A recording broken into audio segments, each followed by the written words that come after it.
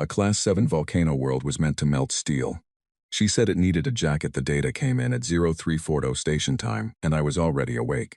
I had been awake for 6 hours, actually, sitting in the narrow prep room on Vethara station with 3 cups of cold coffee and a geological survey file that the system had flagged three times with a warning banner that read, "Restricted, Class 7 designations.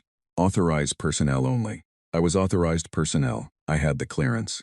I had read every page twice, and I was reading it a third time, because something in the numbers was not adding up the way everyone else seemed to think it did. The door opened without a knock. Counselor Drenva did not knock. In the 4 years I had worked under his department, he had never knocked on a single door. He entered rooms the way a cold wind enters a poorly sealed building. Without invitation, and with the immediate intention of making you uncomfortable. He stood in the doorway for a moment, looking at me. His species, the Velhari, had large amber eyes that never fully blinked. It gave every conversation with him the quality of being examined under a microscope. "You received the file," he said. "I received it 6 hours ago," I said. He moved to the chair across from me and sat down with the careful, deliberate motion of someone preparing to deliver very bad news to someone they did not particularly like, but felt obligated to warn anyway. He folded his 4-fingered hands on the table. "Mara," he said, and the fact that he used my name instead of Engineer Voss told me everything I needed to know about where this conversation was going. "What you are holding is not a standard survey assignment." "I know," I said. "Keth Mulgar Ive, Class 7 volcanic designation. Listed as uninhabitable in every galactic infrastructure database since 2287. 7 previous survey teams sent, none recovered." I looked up from the file. "The magma tidal cycle runs every 18 hours. The surface atmospheric sulfur concentration is 0.94, which is about 11 times what most sealed suits can handle for extended periods.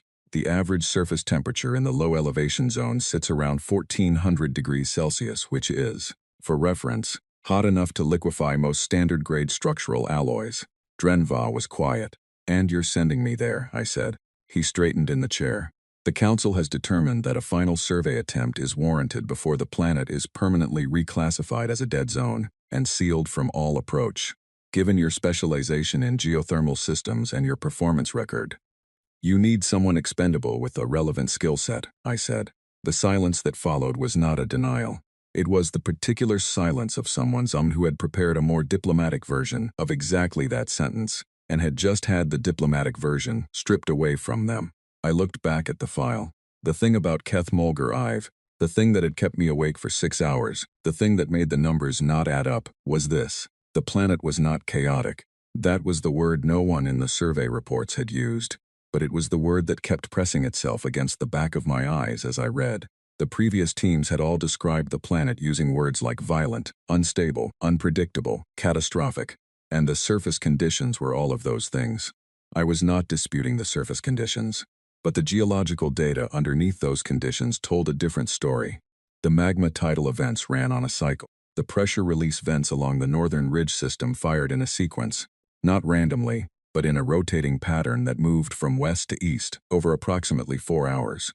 The subsurface temperature gradients showed distinct cool zones at elevations above 2,000 meters, where the atmospheric pressure differential created natural downdraft channels. The planet was not unpredictable. It was just very, very loud. "There is a difference, a large one." "I'll take the assignment," I said.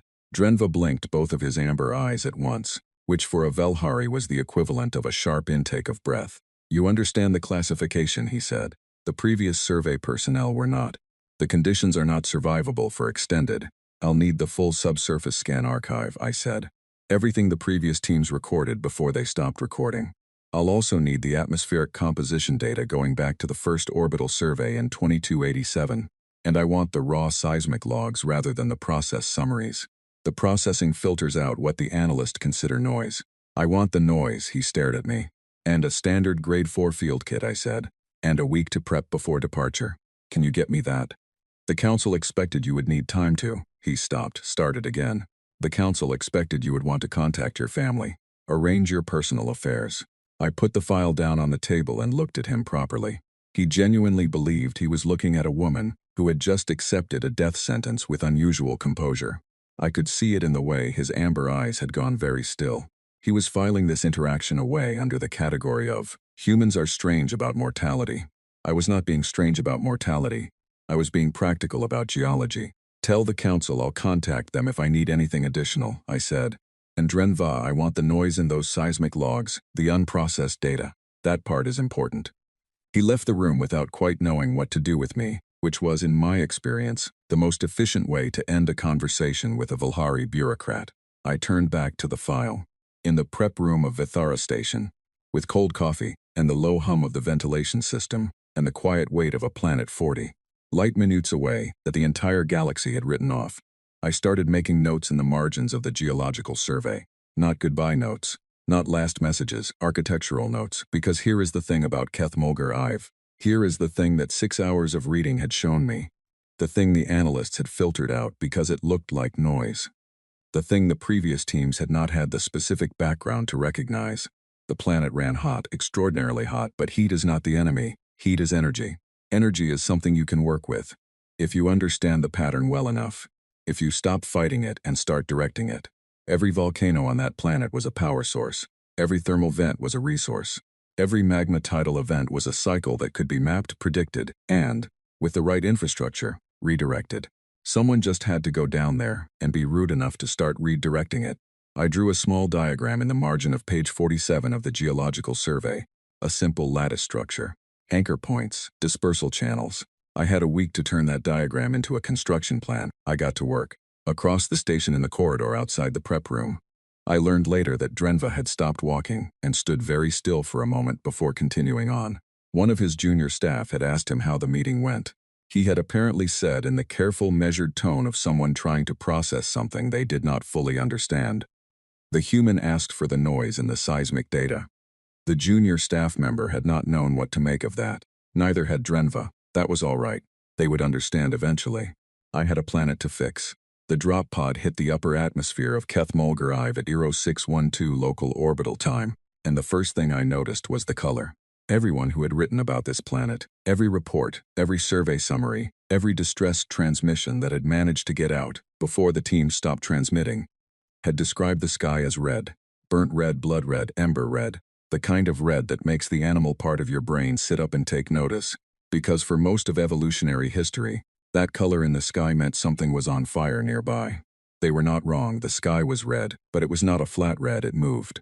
It shifted in long, slow spirals where the sulfur compounds caught the light from the system star and threw it back in waves. And for about 40 seconds during descent, before the pod's outer shell temperature got high enough to require my full attention, I watched it and thought, that is one of the more remarkable things I have ever seen. Then the landing zone alert fired, and I stopped watching the sky. The original drop coordinates had been set for a flat basalt shelf on the eastern lowlands, the same zone the third survey team had used. Briefly, before their shelter failed, I had studied that location in the orbital scans and I had not liked it. The lowlands sat in a natural basin where the magma tidal flow pooled during the 18-hour cycle. Survivable during the trough phase, not survivable during the peak. But I had found something else in the orbital imagery. Something the previous teams had missed because they had been looking at the lowlands and not at what was north of them. 2,100 meters above sea level, tucked against the eastern face of a basalt ridge that ran for nearly 4 kilometers in a rough north-northeast line, there was a cooled obsidian shelf. It was not large, maybe 80 meters across at its widest point, but the thermal imaging showed it sitting consistently 20 to 30 degrees cooler than the surrounding terrain. And the ridge behind it would block the prevailing wind direction that pushed the worst of the sulfur concentrations across the lowlands. I had to adjust the drop trajectory manually. The pod's automatic systems did not like it. They flagged the new landing coordinates as outside approved parameters 3 times. I overrode them 3 times. On the 4th flag, I just turned the automatic advisory off entirely. The landing was not smooth. The obsidian shelf was at a slight angle I had not been able to determine precisely from orbital resolution, and the pod came down hard on its left landing strut and bounced once before settling. I sat in the harness for a moment, with the impact still ringing through the frame, and took stock. Hull integrity nominal, atmospheric seals holding. External temperature, 1,060 degrees Celsius at ground level. Suit systems, operational. I unclipped the harness and started unpacking. I named the ridge Margaret within the first hour. I know how that sounds. Geologists are not supposed to name features. There are official designation systems, cataloging protocols. Committee-approved nomenclature processes that take months and involve 3 separate review boards. I was aware of all of this. I named the ridge Margaret anyway, because Margaret was my grandmother's name, and my grandmother had been a 4'11" woman from Orkney who had once argued with a structural engineer for 2 hours about the load-bearing capacity of a stone wall that had stood for 400 years, and won. And the ridge reminded me of her. It was stubborn and it was unmovable, and it was doing exactly what it was doing, regardless of what anyone thought about it. Margaret was a good name for it. Base camp went up against Margaret's eastern face over the next 6 hours. I had brought a prefabricated shelter unit, designed for Class 5 environments, which meant I was asking it to do more than it was rated for. I compensated by running the exterior thermal shielding at maximum and positioning the unit in the deepest part of the natural rock alcove, where the ridge created an overhang. It was not a comfortable camp. The floor was uneven basalt, and the ceiling clearance was just over 2 meters, and the ventilation unit had to work twice as hard as normal to keep the internal air breathable. But it held. On the first day, the planet tried to remove me 3 times. The first attempt came 2 hours after landing, when a pressure release event in the nearest vent cluster fired earlier than my projected schedule. I had been 60 meters from camp, placing my first sensor array, and the ground shook hard enough to crack the obsidian underfoot in a line that ran directly toward me. I stepped back across the crack, picked up my sensor array, and made a note in my field log that the vent cluster's firing sequence was slightly faster on the first cycle than the orbital seismic data had suggested. Useful information. The second attempt came at hour 7, when a sulfur gust hit the ridge from the north at 3 times the predicted concentration. My suit filters handled it. I retreated inside for 90 minutes, ran a diagnostic on the filter membranes, replaced one that was showing early stress indicators, and then went back out when the gust passed. The third attempt was the most interesting. At hour 11, a small secondary magma flow, completely off the main tidal cycle, a local pressure bleed from a subsurface fracture, moved across the lower edge of the obsidian shelf. It was not large. It moved slowly. It missed the camp by about 30 meters. I watched it from behind Margaret's base and recorded the fracture location and the flow rate and the direction and the subsurface temperature that had driven it. I filed all 3 events in my log under Planet Behavior Day 1. Then I ate a meal bar and started on my preliminary structural survey. Here is what the previous teams had not done. Not because they were not good at their jobs, but because they had been focused on the wrong question. They had been asking, how do we survive this planet? I was asking something different. I was asking, what is this planet actually doing and why? The difference sounds small. It is not small. When you ask how to survive something, you spend your energy on defense, shelters, sealed suits, evacuation protocols. You are always reacting to the planet because you have already accepted, somewhere in the back of your thinking, that the planet is in control. When you ask what something is doing and why, you are paying a different kind of attention. You are looking for the logic underneath the chaos, and Keth Mulger Ivy had logic. I had known it from the survey files, and I confirmed it on the ground within the first 48 hours. The magma cycle ran on an 18-hour clock governed by gravitational interaction with the system's second moon. I mapped 4 full cycles in my first 4 days, and the variance between them was less than 6 minutes. That was not a chaotic system. That was a clockwork system operating under extreme conditions. The vent cluster sequences along the northern ridge. Margaret's family, I started calling them, which I realize sounds odd, but helps me think, fired, in a rotating east-to-west pattern that took approximately 3 hours and 50 minutes to complete a full cycle before beginning again. The rotation was tied to subsurface pressure channels that I could map by combining my seismic sensor data with the orbital scans I had brought on a local drive. The channels formed a rough lattice shape under the surface. That was interesting. I made a note of it. The high-elevation temperature pockets I had spotted in the orbital thermal imaging were real and stable. 2,000 meters and above, the atmospheric dynamics shifted enough that the worst of the surface heat dissipated into the upper layers. It was still not pleasant up there by any standard measure, but it was 40 to 60 degrees cooler than the lowlands, and the pressure differential created those downdraft channels I had theorized. Natural airways that pulled the cleaner upper atmosphere down along the high ridges. On day 3 I climbed to 2,200 meters, on Margaret's north face and stood in the wind and breathed through my suit's filters, and looked down at the planet below me. It was extraordinary. I want to be honest about that. Keth Mulger Ive is one of the most visually dramatic places I have ever stood. The lowland plains were a moving tapestry of dark basalt and red-orange magma channels, lit from below by the planet's own heat and from above by the filtered starlight through the sulfur clouds. The vent clusters along the ridgeline fired in their sequence like a slow drumbeat, each one throwing a column of ash and steam that the upper winds caught and swept east. The magma tidal flow was approaching peak phase, and I could see the main channel in the distance beginning to swell, the levels rising in the basin with the slow, certain inevitability of a tide coming in, which is exactly what it was. I recorded 17 minutes of video. I marked it personal in the log so it would not go into the official report. It was not professional data. It was just, the planet was worth looking at. On day 4 I sent my first status report to Vithara Station. I kept it brief, alive, planet is dramatic, beginning structural survey.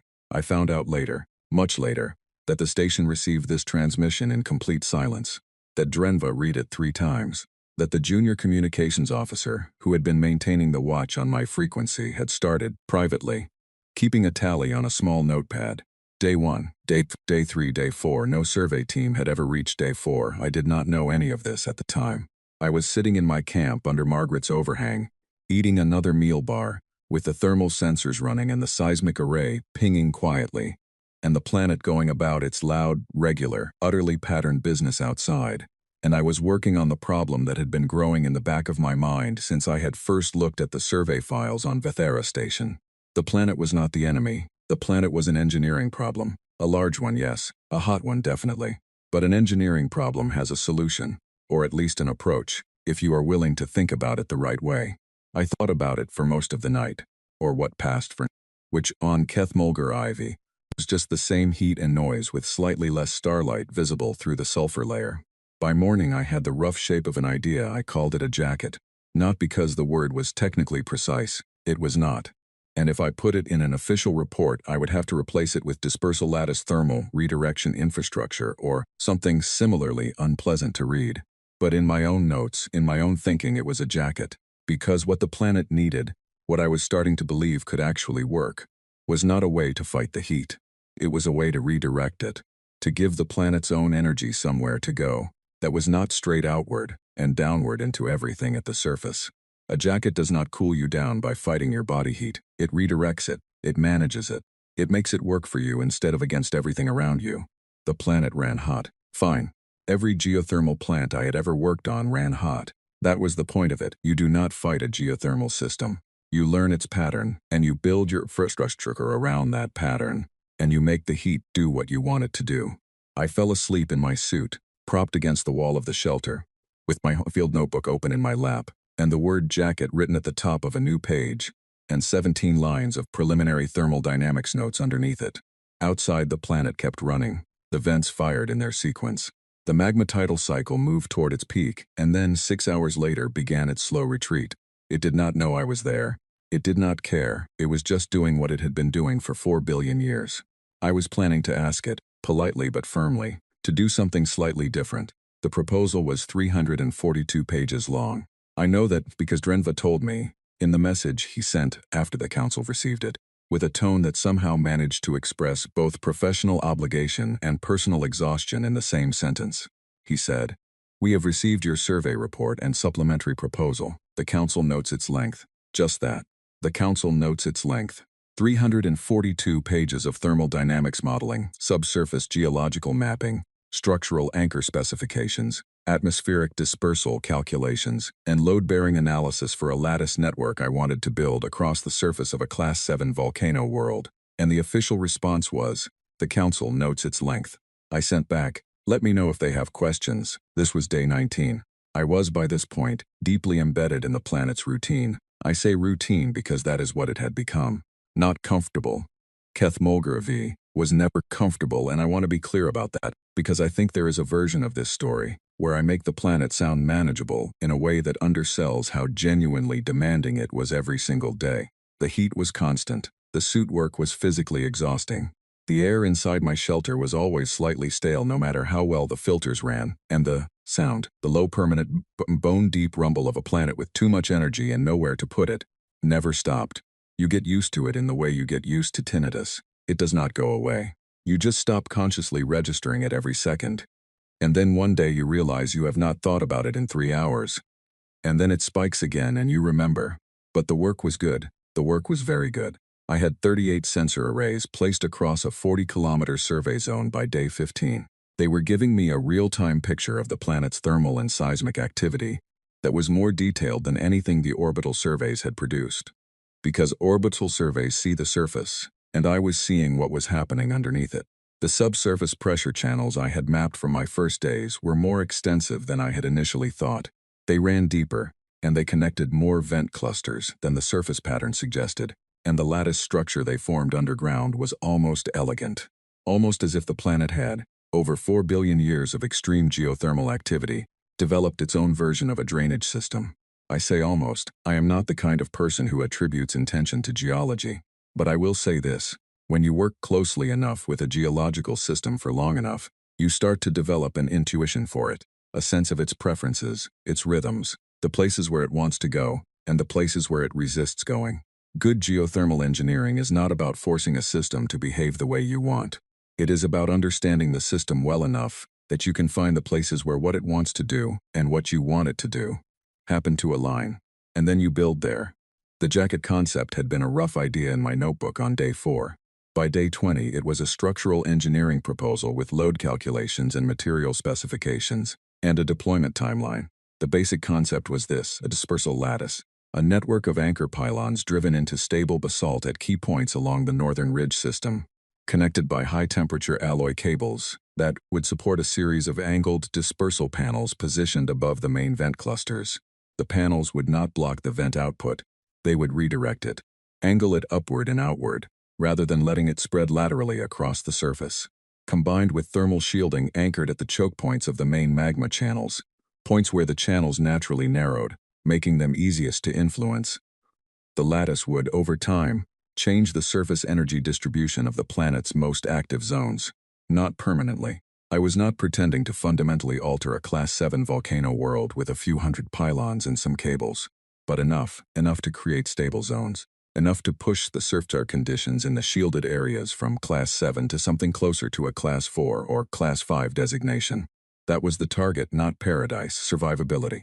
It was, when I described it in those terms, a reasonable engineering objective.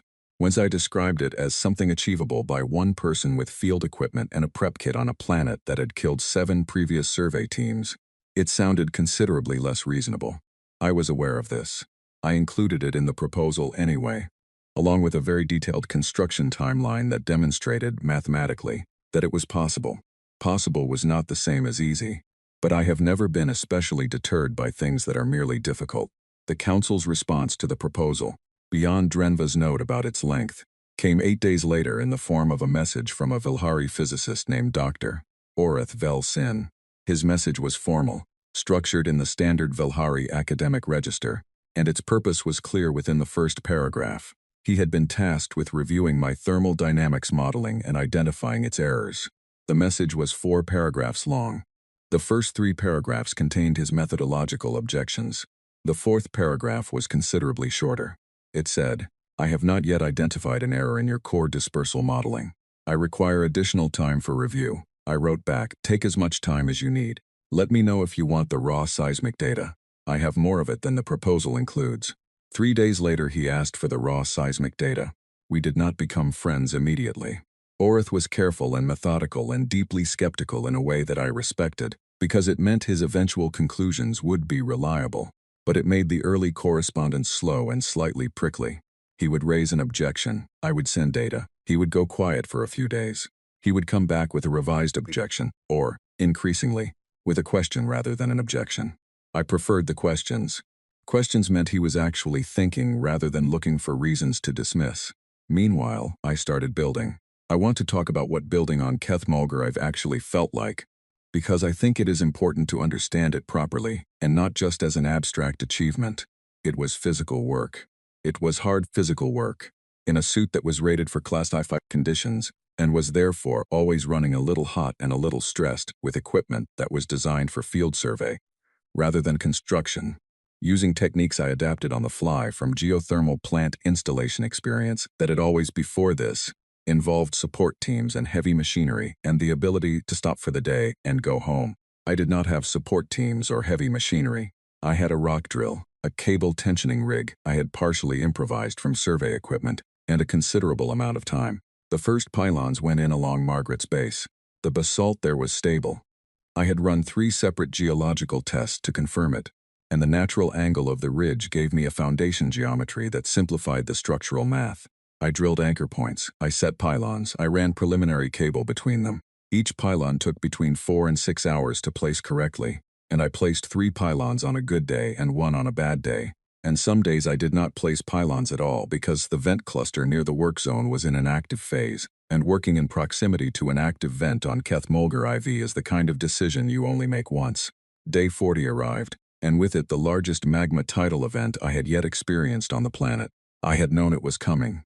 The seismic data had been building toward it for 3 days. A harmonic amplification pattern in the subsurface that I had learned to read as a signal that the tidal cycle was going to peak higher than usual. I had recalculated the peak height 4 times and gotten the same answer 4 times. I had secured every sensor array I could reach. I had run full checks on the shelter's thermal shielding. I had sent Orth a message saying, "Tidal event incoming, larger than standard cycle peak, will report afterward." The event hit at 0340. I was in the shelter when it came, watching through the external camera feed because going outside during peak phase was not something I was going to do. And I watched the main magma channel in the lowlands swell to nearly 3 times its normal volume in the flow, push up the lower slopes of the ridge system, and I watched my partial lattice, 8 pylons 4 cable spans, no dispersal panels yet, take the heat and the vibration and the ash fall. 6 of the 8 pylons held, 2 pylons on the southernmost span failed. The basalt around their anchor points fractured under the lateral stress from the flow's edge pressure, and the pylons went over and took the cable with them. I watched it happen on the camera feed, and I made notes in my log. Fracture pattern in the southern basalt formation indicated a subsurface void I had not detected in my initial geological survey. I would need to do additional subsurface scanning in that zone before placing replacement pylons. Anchor depth would need to increase by approximately 30% in any new placements, south of grid marker 7. I noted this. I noted the peak height of the tidal event, which exceeded my top estimate by about 4%. I noted the behavior of the ash fall in the upper atmosphere, which was giving me new data on the high elevation wind patterns. Then I wrote a message to Orath, tidal event complete, lost 2 pylons southern span, attaching revised load calculations based on event data. Structural modeling update on page 3. I thought about it for a moment. Then I added, "Also, I'm fine, thanks for asking," he replied 6 hours later. The revised load calculations are significant. The subsurface void issue changes the anchor placement protocol for the entire southern grid. I will recalculate. And then after a pause that I could tell from the timestamp was about 30 seconds. "I am glad you are unharmed." It was for Orath, practically effusive. The proposal began making its way through the council's review process on day 45, which was the same day I placed my 9th pylon, this time with the increased anchor depth and the additional subsurface scanning, into a spot 3 meters north of where the failed pylon had stood. It held. I moved to the 10th. What I did not know, could not have known, because Drenva had not mentioned it in his messages, and Orath had not mentioned it, because he did not know either, was that the proposal had leaked. Not officially, not through any council channel, but someone on the review committee had talked to someone outside the committee, and the information had moved the way information always moves. Faster than anyone intended, and further than anyone planned. By day 45, there were people on Vethara Station who were paying attention to Keth-Mulger IV, who had not been paying attention before. By day 50 there were more of them, and somewhere, a Hathi journalist named Vesk had started making inquiries about the survey posting that had sent a single human engineer to a Class 7 volcano world, and why she had not yet stopped transmitting. I was placing pylons. I did not know I had an audience. It would not have changed anything if I had. The work was the work. The planet was the planet. The lattice needed to be built. I built it. I found out about the transmissions on day 61. Orath told me, in his careful, methodical way, that he had become aware the proposal had generated external interest, and that there was a journalistic presence on Vethara Station producing what he described as periodic dispatches regarding my activity on Keth-Mulger IV. He was clearly uncomfortable telling me this. His message had the slightly stiff quality of someone delivering information they feel they probably should have delivered earlier. I sent back, "How long have they been transmitting?" he replied. "Approximately 17 days. I sat with that for a moment. 17 days of dispatches about what I was doing. I had been placing pylons and running seismic scans and eating meal bars, and sleeping in a suit in a shelter on the eastern face of Margaret and conducting what I considered to be ordinary field engineering work, and apparently people had been watching. I sent they saying, he replied after a longer pause than usual. The dispatch titles are Day 45, Day 46, Day 47, and so on. I believe the title choice is intended to be meaningful. I understood what he meant. No previous survey team had reached Day 45. Every day I was still transmitting was, to an outside observer, something that had not happened before. I found it faintly absurd. I was building a thermal dispersal lattice. I was solving an engineering problem. The fact that other people had found the same problem unsolvable was not something I thought about very much. Because thinking about what other people had not been able to do is not useful when you are trying to figure out what you need to do. I had a planet in front of me. The planet did not care about my predecessors. It cared about physics. Physics I could work with, but I understood in the abstract why the transmissions existed. I understood that from the outside, this looked different than it felt from the inside. I sent Vesk a brief message through the station relay. I said, I am aware of the dispatches. Please continue as you see fit. If you have specific questions about the geological work, I am happy to answer them when time allows. I did not expect him to respond quickly. I had work to do. He responded within 2 hours. Engineer Voss, I have questions, many questions. I will try not to take too much of your time. He was, I discovered over the following weeks, a very good journalist. He asked questions that were specific enough to show he had actually read the proposal, and he had the good sense not to ask me how it felt to be doing something no one had done before. Which was the question I would have had the least patience for. He asked about the lattice geometry. He asked about the subsurface void correction. He asked about the magma tidal cycle modeling and whether the Day 40 event had changed my projections. I answered his questions in the evenings when the vent clusters were in their rest phase and the seismactivity was at its daily low point. I answered them in the same register I used for everything else. Plainly, technically, with the specific detail that the question warranted. I did not know that he was publishing these answers. I found out later. I did not particularly mind. They were accurate. On Vethara Station, according to what Orath told me gradually over the following weeks, things had changed. The council had stopped treating the proposal as a theoretical exercise being conducted at a safe bureaucratic distance. They had a live engineer on the surface, past Day 60, building infrastructure that their own physicist, tasked specifically with finding errors in it, had been unable to fault. The proposal had moved from the review committee to the full council floor. This was apparently a significant escalation. The Velhari Council did not bring things to the full floor, and unless they had already privately concluded, they would need to make a decision about them. Orath presented my work to the full council on Day 63. He told me about it afterward, in a longer message than he usually sent. He described the session in his careful, restrained way, but I could read the shape of what had happened between the lines. The council had asked many questions. Many of those questions, he said, had circled around the same point. How was I still alive? This was, from a purely scientific standpoint, not actually the most interesting question about the project. The most interesting question was whether the lattice thermal dispersal modeling was correct, which would determine whether the project would achieve its objectives. But I understood that for a group of beings whose entire previous dataset told them that Keth Mulger IV was a death sentence, my continued existence was, in some ways, the most dramatic data point of all. Orath's answer to the council, as he reported it to me, was measured and precise. He said, Engineer Voss appears not to have fully processed the expectation that she should have died. I wrote back, that is accurate. On Day 68, I submitted a formal request for a resupply drone. I needed additional high-temperature alloy cable. My original stock had been calculated for a standard survey deployment, and I was using significantly more than that. And I was running low on filter membranes for my suit, and I wanted a specific geological assay tool that I had not originally included in my kit, because I had not known I would need it. The council formed a subcommittee to review the resupply request. The subcommittee needed 11 days. I was not idle during those 11 days. On Day 70, I identified the structural source of one of the recurring pressure fluctuations in the northwest vent cluster. A subsurface channel, narrowing that was causing asymmetric pressure buildup, and added it to my lattice mapping as a secondary anchor site that would help balance the dispersal across that zone. On Day 72, I completed the eastern cable span, which connected pylons 9 through 16 in the first complete structural loop of the lattice. I walked the full span and checked every anchor point and every cable tension fitting and every connection node. It held, the whole span held. I stood at the midpoint of that span, 16 pylons into a project that needed 31 to be structurally functional. And I looked out at the planet below and around me and I thought, this is going to work. I did not say this out loud, I did not record it.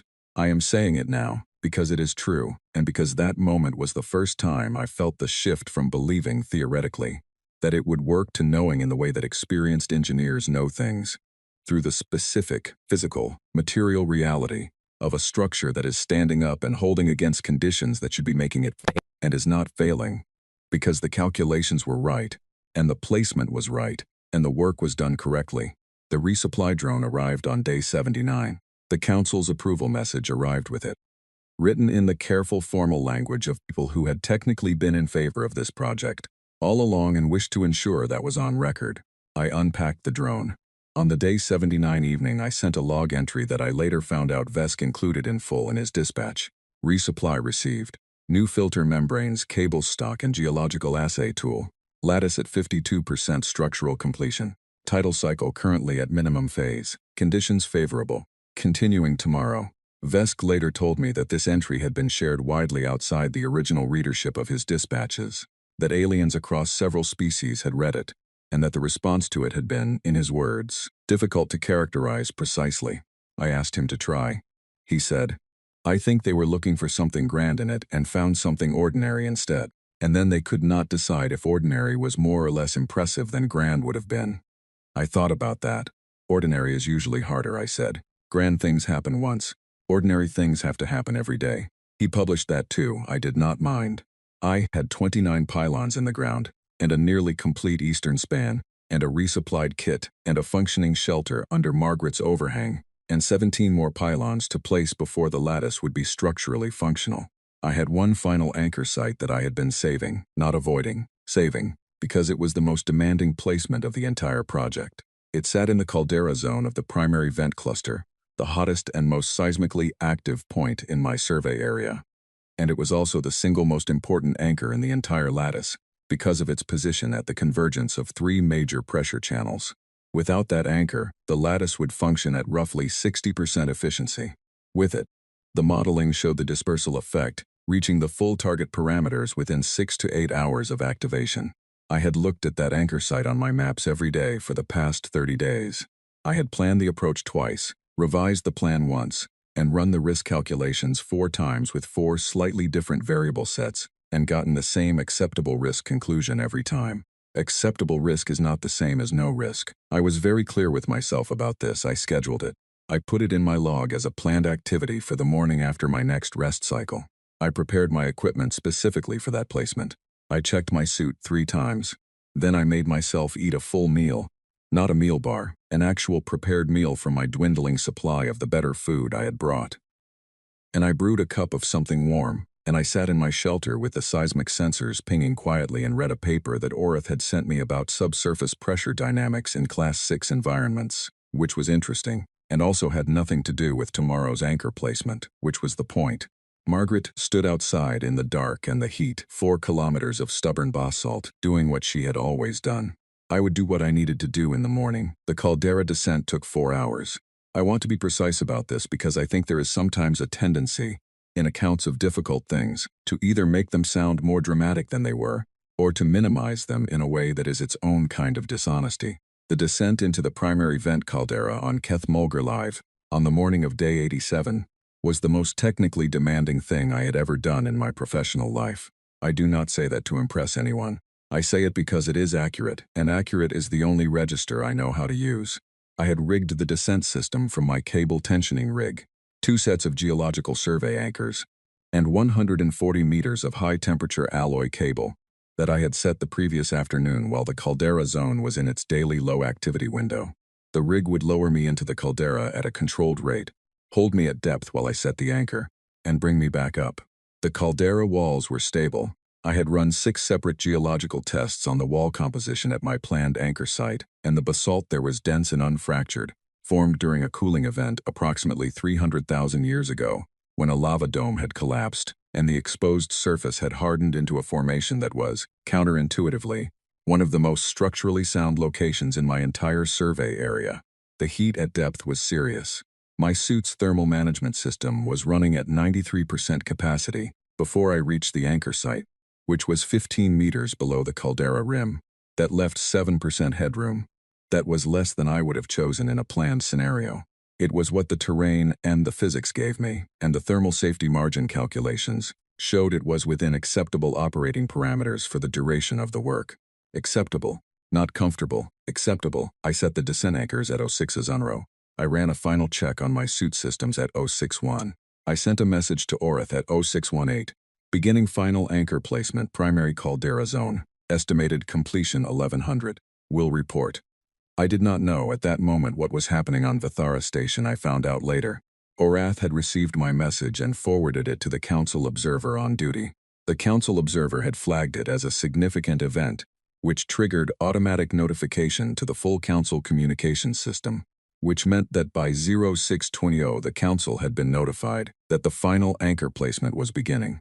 Vesk had been maintaining a general watch on the Council communications channel for his dispatches, and had received the same notification, and according to Orith, the orbital monitoring station above Keth Mulgarive had redirected 2 of its sensor platforms to focus on the caldera zone.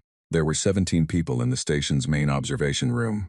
Vesk was one of them. He had stopped typing. I did not know any of this. I was checking my cable tensions. The descent was slow and precise.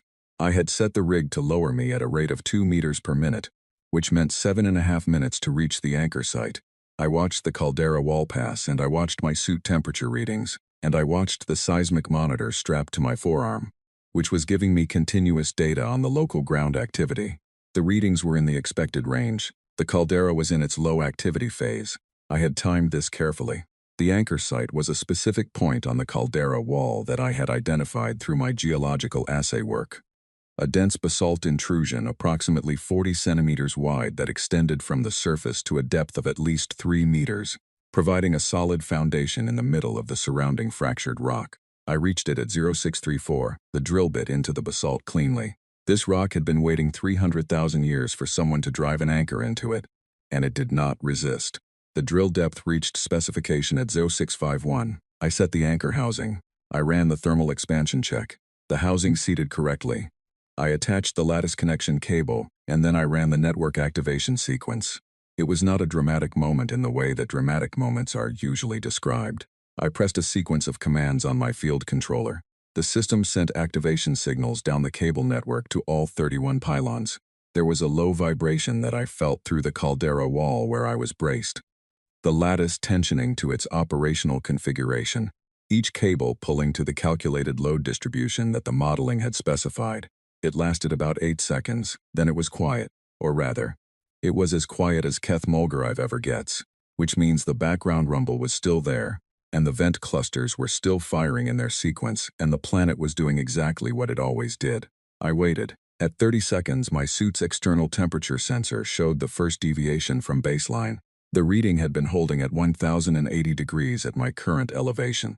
It dropped to 1076.4 degrees, not dramatic. At 2 minutes it was 1061 degrees, 19 below baseline.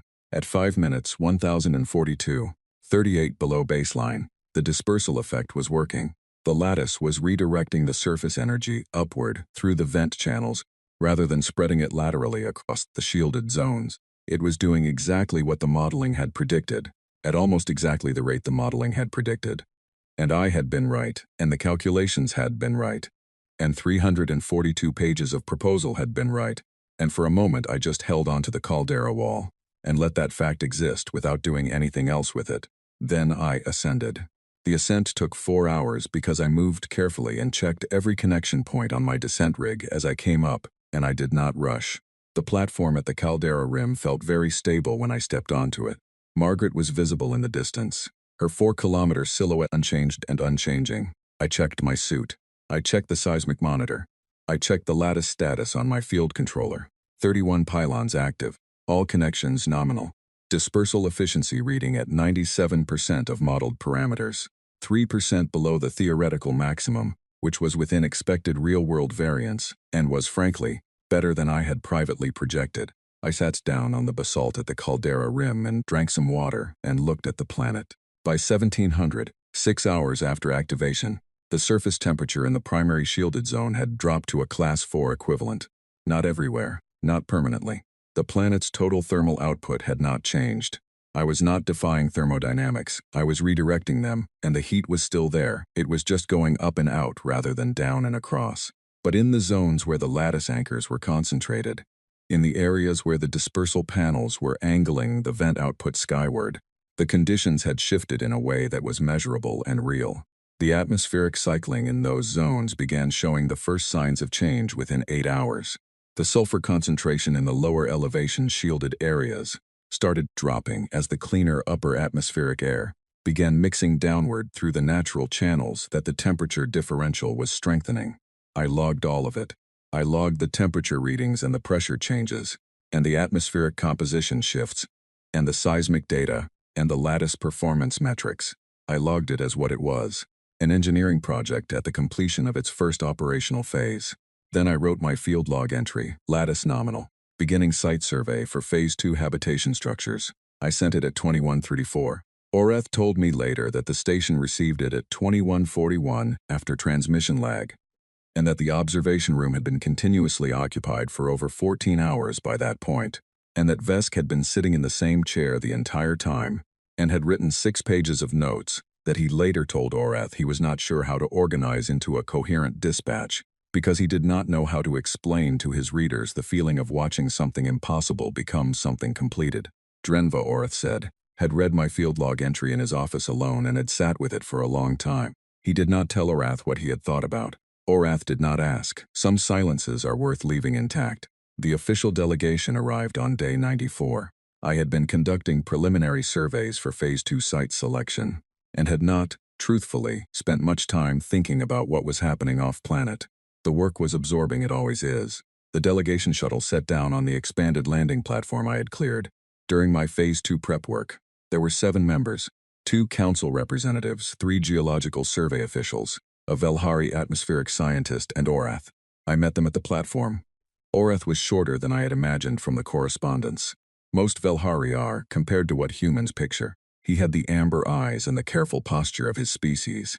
And he looked at me for a moment in a way that I recognized as the expression of someone for whom the abstract has just become concrete. Engineer Voss, he said. Dr. Orath, I said, you've arrived during a good window. The western vent cluster is in rest phase. I can show you the primary anchor placement if you want to see the caldera site. He blinked both his amber eyes at once. Yes, he said, I would like that. We walked.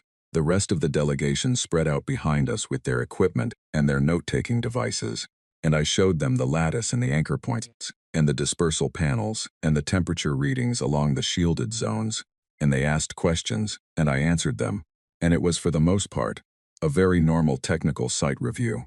At the end of it, standing at the base of Margaret while the western vent cluster remained quiet in its rest phase, and the lattice hummed its low operational hum above us, Oreth asked me something that was not a technical question. He asked, what did you think when you first received the survey file for this planet? I thought about that honestly, because it deserved an honest answer. I thought the numbers were wrong, I said. Not the measurements, the conclusions everyone had drawn from them. The planet was getting classified as unpredictable, when the data showed it was actually very regular. It just operated at a scale and a temperature that made regular feel like chaos. I looked up at Margaret, and then I thought, if it's regular, it can be worked with. And if it can be worked with, someone needs to come down here and work with it. Orath was quiet for a moment. And you assumed that person would be you, he said. Not at first, I said. At first I just thought someone should do it. And then I kept thinking about it, and it became clear that the someone was probably going to have to be me, because I was the one who had looked at the data long enough to see what it had actually said. And if I walked away from it, somebody might not look at it that way again for a very long time. I paused. It seemed like a waste of the planet, I mean. It's a remarkable geological system. It deserved to not be written off. Process this. Velhari processing is visible if you know what to look for. A slight stilling of the upper face. A fractional change in the eye focus. I do not have a word, he said slowly, in my language, for what you have described. The specific reasoning. The specific transition. From observing that a thing should be done to concluding that you will be the one to do it. without apparent self-doubt or hesitation, simply because you are there and capable. I thought about whether there was a word for it in my language either. I don't think we have one either, I said. I think we just do it. The star was moving toward its set position, which on Keth-Mulgarive meant the sky was shifting from its standard red into a deeper, richer amber that caught in the high sulfur layers and threw long shadows across the ridgeline. Margaret's shadow stretched east across the basalt plain, and the first of the shielded zone temperature sensors began its evening calibration ping. The planet was loud, the planet was hot. The planet was, and this was the part that still felt extraordinary to me every time the data confirmed it, beginning to change. Not because it had been forced to, not because anything had been imposed on it, but because someone had looked at it carefully enough to find the places where it wanted to go, and built something that helped it go there. That is what good engineering is. At any scale on any planet, I had a site survey to finish in the morning. I went to bed,